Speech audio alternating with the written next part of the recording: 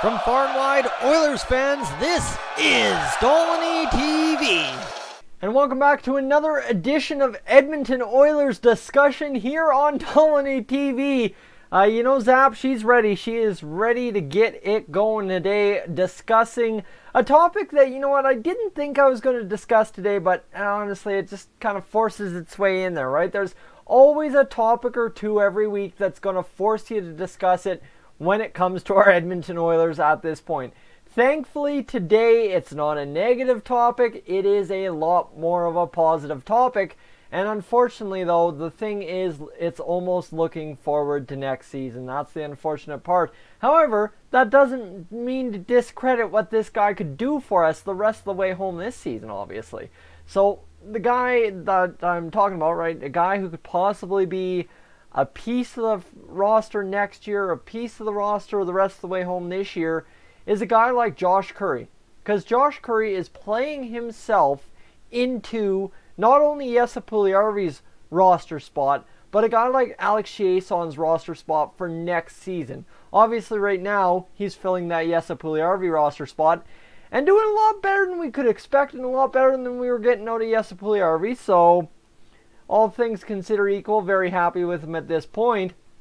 But you look at the way he plays and the way he goes hard to the puck, hard to the net, and just kind of opens up the game with his talent, essentially. And you can't nail it down like Alex Chiasson has the bang and crash in front of the net and it goes in half the time kind of deal.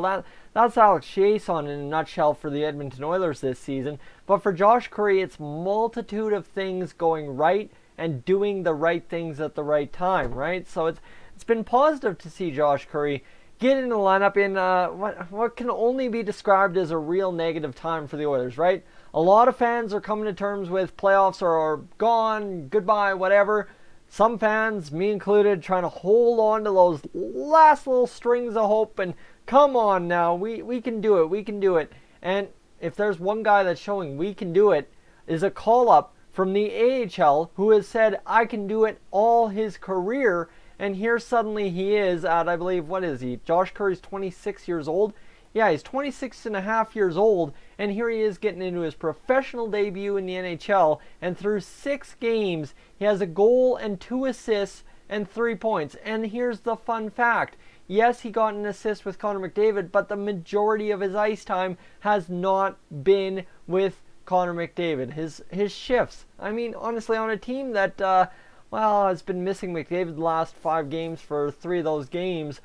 11:49, 11:55, 11:44, 11:58, 9:07, right? He's not exactly going out there and being a 14, 15 minute per game guy. He is a fourth, third guy, whoever you need him up in the lineup kind of deal. A similar situation to what Sam Gagnier's been in the return, right? Sam Gagner has been a guy all up and down, while Josh Currie has been up and down the bottom rungs of the lineup, you could say, and he's filled in admirably, right? You've got the blocks. Look at, like, seriously, this guy has 8 blocked shots in his first 6 games in the NHL. You want to talk about a team that everybody kind of criticizes for, well, the forwards don't block enough shots, leaving the defense out to hang, and then the defense hangs out the goalie. Well, you know what? That right there, 8 blocks in 6 games, that's a positive. From a third line guy getting more than a block a game, that's what we want to see first off. So that's a good start for Josh Currie. Now, you take a look at how many hits he has in 6 games.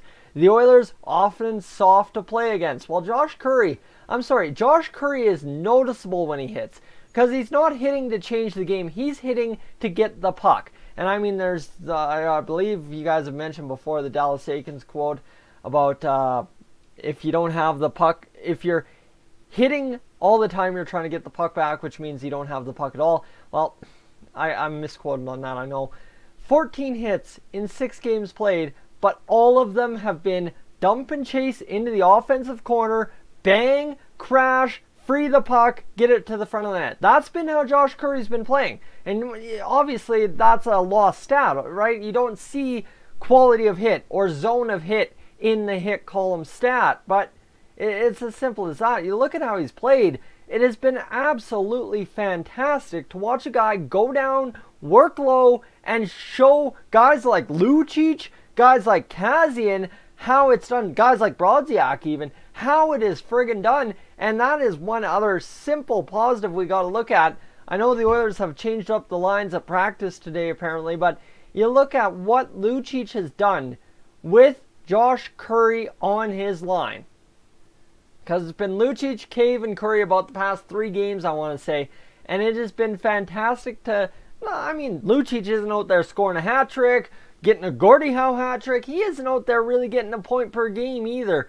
But he's moving his feet, and Louis DeBrusk mentioned it in the broadcast last night on Sportsnet West, just how phenomenal Lucic has looked moving his feet as compared to the whole season or even last year. And I mean, honestly, yes, okay, you can come at me and say Lucic moving his feet at 100% is still 20% slower than the slowest guy in the NHL. Okay, fair. But instead of being an absolute anchor on that line, I've said he is the anchor on that line, obviously, but going out there and seeing Josh Currie show him how it's done in Edmonton, coming up from the farm club, showing everyone all along the way how it's done to make it to the NHL, all of a sudden Lucic a little bit more energized as well. And that's where I get into the argument that this is not just a temporary fix for the Oilers like calling up all AHL kids seem to be. This looks to be an easy situation. If Josh Currie excels the rest of the way home this season, you can easily part with Alex Chiasson. I know that would suck to hear for a lot of Oilers fans. They really seem to like him.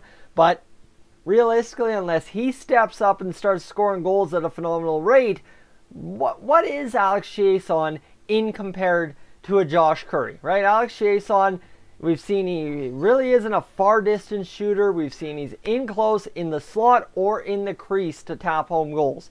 And realistically, if you've got Josh Currie driving a line with Colby Cave, who loves to be in the crease, and Milan Lucic, who should be in the crease, guys, come on, that makes a lot of sense to have that line be your third line next year. Yes, you got to re-sign Cave, and yes, you got to deal with keeping Lucic, but all in all, the Josh Currie effect for the Edmonton Oilers is looking very, very, very positive, and I can't say enough. So just a little bit of background info here on Josh Currie for you guys that aren't following him from his days in Bakersfield. Bako. I'm still trying to learn the terminology. We'll learn that later tonight.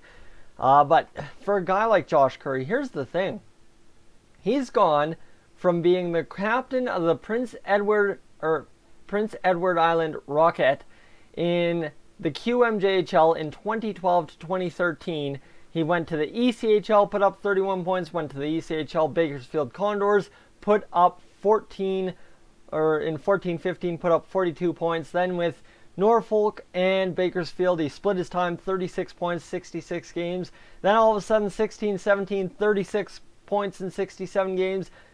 Last year, good time for him, 46 points in 68 games. And then all of a sudden, the real big jump out at your eyeball number and see why he got the call up. 37 points in 49 games, a career high in goals going back to the 2012-2013 QMJHL season where he was the captain of the Rocket. So, right? That sounds like a heck of a journey for a guy like Josh Currie. And I mean, the guy's, well, he's about just less than anywhere between half to 3/4 of a penalty minute per game. 0 penalty minutes in a game so far this year. 0 in 6 games played. So guys, for Josh Currie, I'm really just excited to see what he continues to do, what he can force the Oilers to do in the offseason if his play continues. Because obviously, yeah, you know what, likely the Oilers are keeping Jesse Puljujärvi unless they're blowing it up and getting Puljujärvi and Lucic, as was suggested at the deadline, out of town. However, that remains to be seen. So for all I can say, as much as we can make of the playoff race, let's just hope the best for Josh Currie. I'm loving what he's doing, and I can't wait to see him do more of it tomorrow. I'm Tyson, this is Stolany TV. Guys, definitely join the conversation down below. I want you to have your say. I know a lot of you guys starting to follow Josh Currie from his days in Bakersfield. Some of you guys just really liking what he's doing now. And then you're like me, just hoping for the best down the road. Guys, like I said, I'm Tyson. This is Stolen TV. I am up on out of here.